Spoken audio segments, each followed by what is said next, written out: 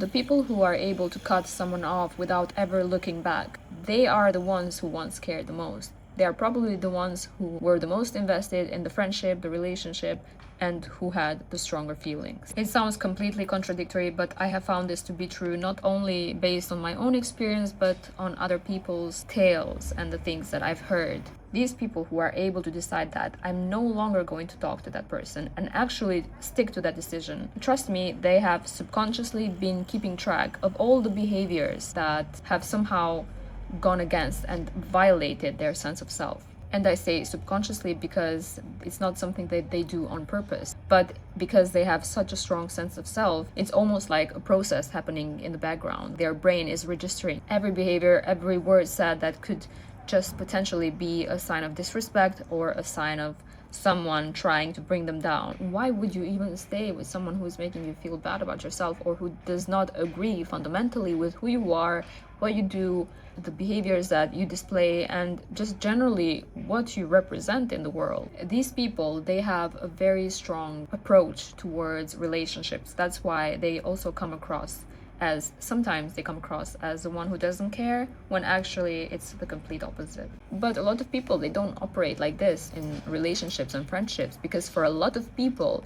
friendships and relationships are competition based. And this in itself is a very, very difficult fact for the people who care the most to accept, because their minds, their hearts, their souls, it doesn't work like this. If they, as an intricate person who has worked on themselves, who knows themselves very well, they're not going to go into a friendship or relationship with this mindset of comparing themselves to their partner, because they know that it's not going to bring anything prosper, anything good. And because they care so deeply for the other person, there's this inner conflict happening, because they see the behavior repeating itself, they see the disrespect, they see the meanness from the other person in real time. It just affects them internally, because they keep telling to themselves, maybe it's not how it is really, maybe my mind is playing tricks on me, maybe I am a pessimist in all of this. But as it always does, disrespect has a habit of displaying itself in the open, especially with time, because it just goes up and up and up the more you allow it. So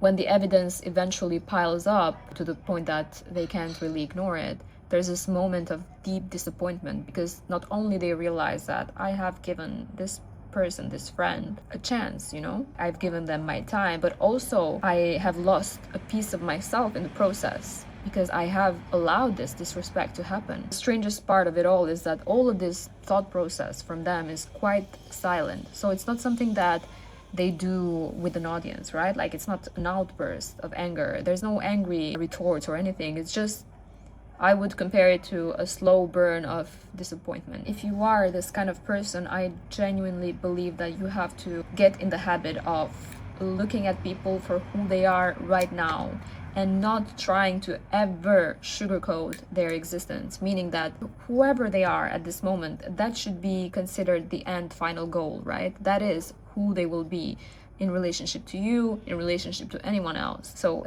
that is the final product. The other thing is to get in the habit of reacting strongly towards disrespect. The very first sign of disrespect, the very first sign of them making a snide joke at you, and you know what I'm talking about. Those jokes, they are very specific, and they're done in a way that you can tell that the person there's a very small bit of kind of revenge hidden within the joke.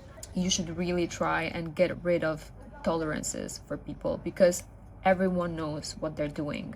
At this day and age, we have a lot of information about ourselves, who we are, who we choose to be, and whatever they're doing to you, they're going to repeat it. It's not going to be a one-time thing. It never is. We are grown adults beyond a certain age. We all should be held responsible to our own actions. And even if anything was done in good thought and in a moment of laughter, whatever, they should be held accountable. And they should know that that thing disrespected you, and unless they're willing to do something to fix it, they don't have access in your life again. People are naturally takers. We are all takers. We are selfish, fundamentally. Once you understand this, it's the moment when you will just stop feeling a lot of mercy and a lot of pity for other people, and stop feeling guilty for not giving them enough chances. We will take advantage of those people that allow us to take advantage of them. even you. And if throughout your life you have chosen not to and you have gone the other way, it's probably because your education was good, you were raised with a really strong, solid foundation of values, of morals that unfortunately a lot of people don't have because they were simply not raised like that. This is the biggest shock that I've had, by the way, when I first moved to the city that I'm in right now, is that people here, they don't see you as a person.